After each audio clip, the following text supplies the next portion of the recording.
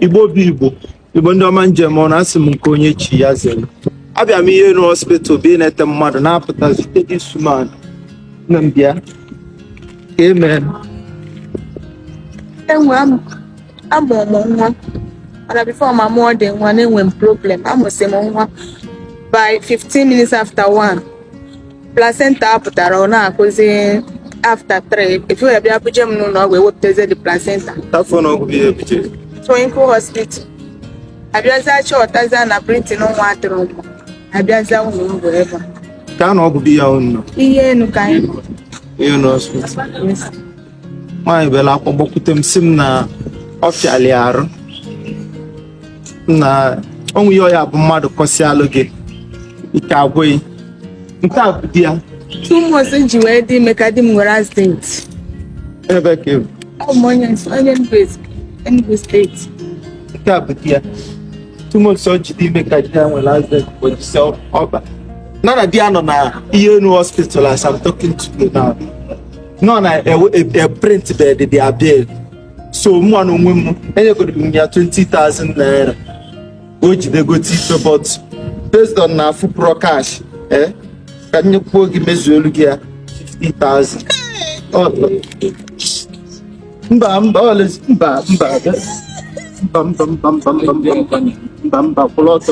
I had a good year. Lot of.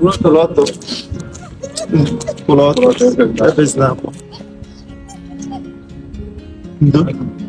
Hello. Oh, yeah. Thank you very much. So, you can make it up. I'm going on so in a Japan and I got a good road. You know, hospital, getting a quick idea. If you understand why I need this, but they help. I'm all me a moji, a problem more for you. But I said I don't wear a case there with curiosity. I will be accident, and I love the blood they are short. I check and said that on me, I can't donate to their blood. You can one last date. Can one last date? My kind of blood pump narrated so much. And I actually got you go blood. That's in a blood of 28,000. 28,000 naira. Come, mother, you go blood. Now you have 100,000. They go there. I believe about wife you can lose ZEUS family. I met and check your baby.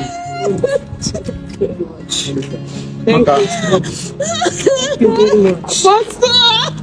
Thank you very much. I'm going to know you're not going to Ogidi. Nurse, not together. They are going there. My old nurse never. I want to solve an announcement. So have you good?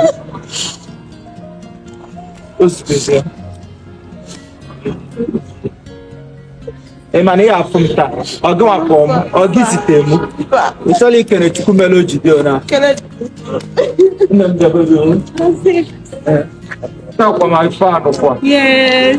na mbiko ka forward bi ono Emergency. okay on emergency ward na here no hospital ogidi kam magene kenaza Mama Nachi. okay nwa bụ Mmunachi nwa isi okay kebo Okay, 5. okay just kenelo ZEUS family mba ajụ nge njikwa ibu ka njụta gị afa ward fan emergency ward maka onwe some of my fan mma na fire jọkwa chike on them just kenelo ZEUS family Ekenekwa m Chineke m gọzie unu n'ijisi ike ebe ọbụla si ewepụta ihe ọmụmụ njem mesensis onye nwaanyị akwụghachi na mmadụ n'aha Jizọs. Amen. Thank you. Kene Simonike, ZEUS family. Kene Dalunu, the chairman. so we're gonna go part okay thank you ZEUS family, I love you. peace and love we're gonna go part no come for it and then the fabula be low mass can really get better but we call in Thank you. phone number in case you want to reach phone number 458 44 765. okay Mama